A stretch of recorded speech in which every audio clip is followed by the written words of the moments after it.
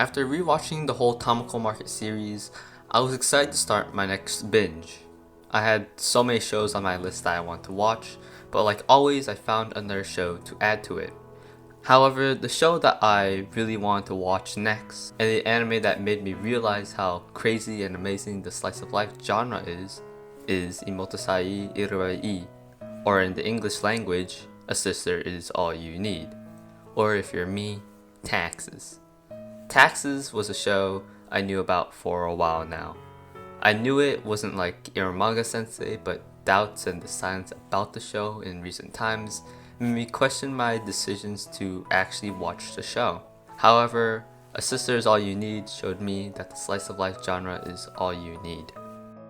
For me, the genre that has kept me into anime is and will always be slice of life and, of course, a little bit of romance. I know there are so many generic animes in this genre, but there are also so many unique shows with all different types of messages in them that you can't be satisfied with this genre. Because the genre is so big, there's so much that can be seen and eventually can make it stale. However, watching more and more anime, it made me realize that the slice of life genre can create beautiful pieces of work that can even surprise a viewer who has been watching this genre for years. For me, the main three shows that led me to believe and understand this was Kuzuno Honkai, A Scum's Wish, which segued into The Hentai Prince and the Stony Cat, and ended up with Imotosai Irubai, A Sister Is All You Need. A Scum's Wish, or Kuzuno Honkai, showed me the darker side of what a relationship is and how toxic one can be. Usually when watching a slice of life romance, they are filled with wholesome moments or just a whole bunch of shenanigans. But this show was different. It didn't show the broader side of things, it showed maturity and age. You won't be able to have a happy ending if you never go and strive for it. A Scum's Wish wasn't a show I could personally relate to, but it opened my eyes and presented me with the fact that this genre and life itself isn't always happy. Life can be dark and it can be grim. It has the potential to be sad or even disgusting. The simple formula of having a slice of life romance is fairly easy. However, taking it and molding it into something else is another thing. The genre is so broad that it is able to capture the relatable and disgusting part of reality. A Scum's Wish is not your usual slice of life romance. It's a deep and real anime. It uses the slice of life genre to say its story, and it does it in a way that makes you question your own life.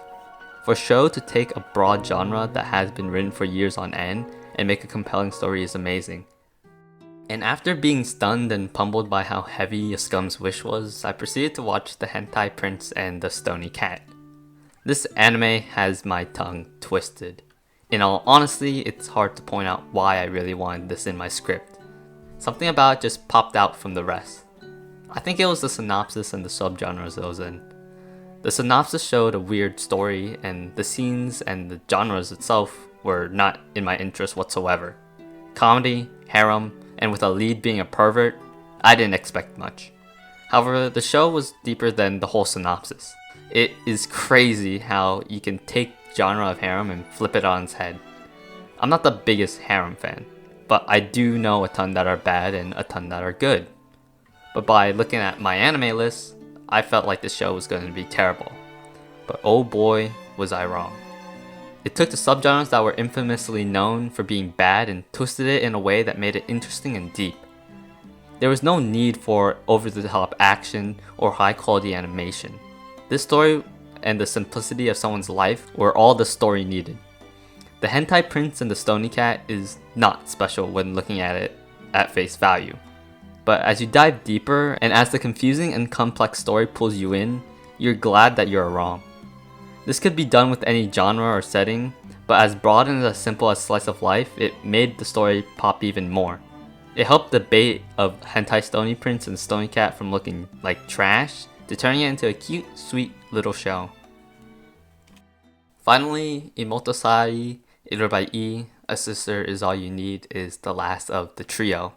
For me, this show was something that has been eluding me for a while now. Ever since I saw it in a Geekuk video, it was a show that intrigued me, but a show that I thought I would never watch. Even though I knew the plot twist that the show wasn't about an older brother loving his younger sister, it wasn't a show that I thought would be good. The art was beautiful and the OP was sung by the one and only Chocho.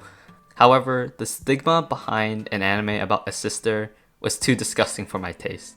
The taste left behind by Iramanga sensei was something that could not be removed. Recently, watching Tamako Market and having a drive to watch any show and through sheer willpower, I threw that stigma and what I watched from Iramanga sensei out the window and watched A Sister's All You Need. The first scene of the show blew me away. It was the most disgusting and vile first scene I've ever watched. Luckily, it was all a bit. After that, it was all over for me. It sucked me into a rabbit hole I didn't want to be in. The show masterfully created a story, not about a weird romance story about a brother and a sister, but made a heartfelt story about the writing industry and where these creative ideas come from. Imoto Sai Irubai single-handedly changed my view on the show and on the little sister genre in general. Unlike the Hentai Prince and the Stony Cat and A Scum's Wish, this show took a topic with a stigma and made it enjoyable, deep, and heartfelt. It was a show full of passion, and that is why I love Slice of Life. Slice of Life isn't just a genre. It's a platform for other genres to thrive in. It helped form many amazing series, and it even helped change the stigma behind certain stereotypes, characters, genres, and many other things. From the 3 shows I listed, none of them are in my top 3 best anime, but that doesn't mean they aren't good or even life-changing. These 3 were amazing shows that I can't even express how they shaped me as a person.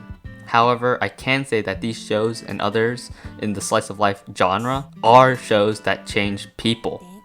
It's amazing to see creators take this genre/platform and make an anime that transcends my expectations.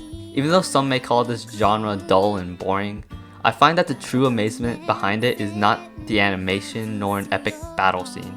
The amazement comes from how this genre can seem so bland and repetitive, yet so colorful and innovative at the same time. This is why Slice of Life is the genre that will keep on giving. It is the only genre I need, and if you don't believe me, then you gotta watch the shows I talked about. Or even better, explore this amazing jungle gym yourself.